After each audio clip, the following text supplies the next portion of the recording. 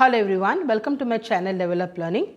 So let us learn today creating questions when you have main verb after the subject. So people usually get confused and they miss on with do and does.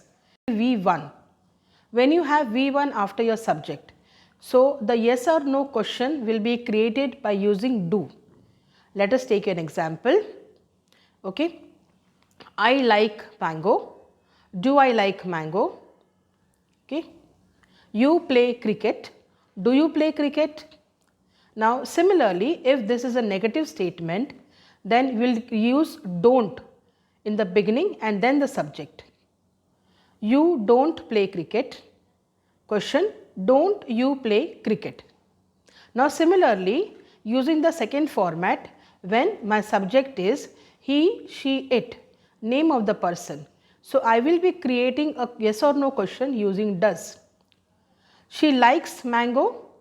She doesn't like mango. So question 1 with positive statement will be, does she like mango? And the negative statement will be, doesn't she like mango? So kindly remember, if the subject is I, we, you, they, then you create a question using do and in negative don't. And if the subject is he, she, it, name of the person, you create a question in positive using does and in negative doesn't. So keep watching guys. Thanks for watching.